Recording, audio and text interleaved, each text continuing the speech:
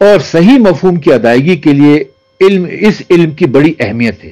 کبھی ایسا بھی ہوتا ہے کہ زیر کی جگہ زبر پڑھنے سے الفاظ کے معنی بدل جاتے ہیں، اور قرآن مجید میں ایسے بہت سے مقامات ہیں جہاں زیر زبر کی تبدیلی سے کفر لازم آتا ہے۔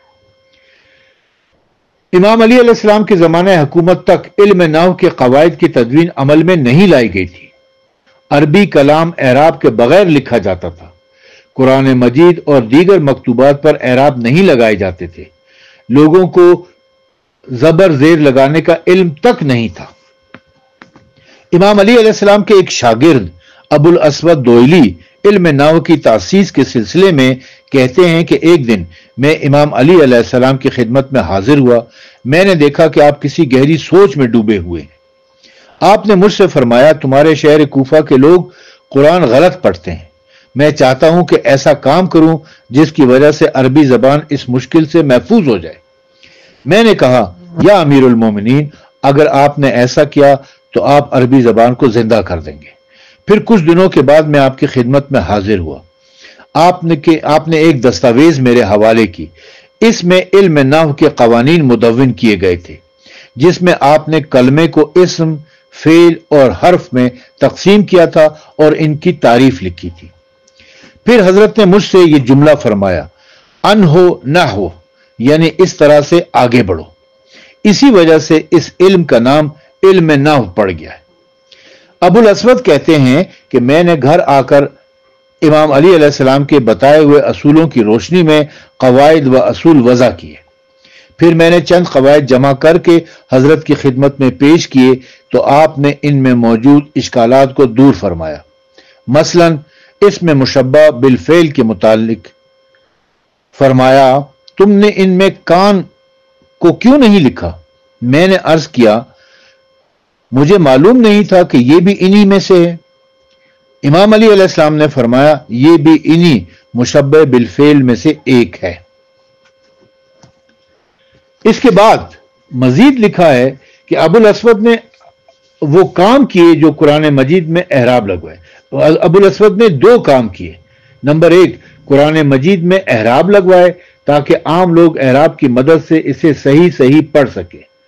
اور دوسرا کام یہ کیا کہ انہوں نے ادباء لغت کو علم نحو کے قواعد کی باقاعدہ تعلیم دی۔ دیکھیں، یہ بات لوگوں میں بڑی مشہور کر دی گئی ہے کہ حجاج بن یوسف جیسے ظالم جابر قاتل گورنر نے قرآن مجید میں اعراب لگوائے ہیں۔ یہ بالکل جھوٹ ہے، سفید جھوٹ ہے۔ قرآن مجید میں اعراب لگانے کا جو عظیم الشان کام ہے وہ امام علی علیہ السلام کے شاگرد ابو الاسود نے کیا ہے۔ ابو الاسود نے اپنے استاد امام علی علیہ السلام سے جو علم سیکھا تھا، اس کے ذریعے سے انہوں نے قرآن کی خدمت کی اور اس پر اعراب لگوائے، جس کی وجہ سے تمام لوگ قرآن کو صحیح طریقے سے پڑھنے لگے۔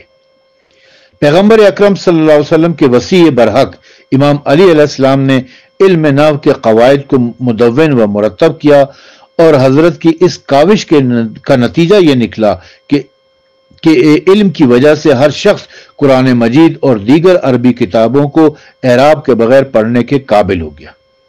اگر امام علی علیہ السلام یہ خدمت بجا نہ لاتے تو قرآن و حدیث سے معارف اسلام کو سمجھنا مشکل ہو جاتا۔ علم نحو کی تدوین سے صرف جزیرۃ العرب میں ہی عربی زبان کو زندگی نہیں ملی، بلکہ یہ زبان افریقہ اور دنیا کے دیگر اقوام کی سرکاری اور عوامی زبان بن گئی۔ اللہ تعالیٰ نے اپنے نبی صلی اللہ علیہ وسلم کے ذریعے سے اسلام اور قرآن لوگوں تک پہنچایا، اور ان کے وصی امام علی علیہ السلام کے ذریعے سے قرآن کو قیامت تک کے لیے محفوظ کر دیا۔ اگر امام علی علیہ السلام یہ کام نہ کرتے تو بعد میں یہ عظیم کام کسی سے بھی نہیں ہو سکتا تھا۔ امام علی علیہ السلام نے علم نحو کے ذریعے سے قرآن مجید کے الفاظ کو تحفظ فراہم کیا، اور آپ کے بعد آپ کی اولاد میں سے باقی ائمہ ہدی علیہ السلام نے لوگوں کے سامنے قرآن مجید کی تفسیر اور اسلام کے معارف کو بیان کیا۔ وآخر دعوانا ان الحمد للہ رب العالمین۔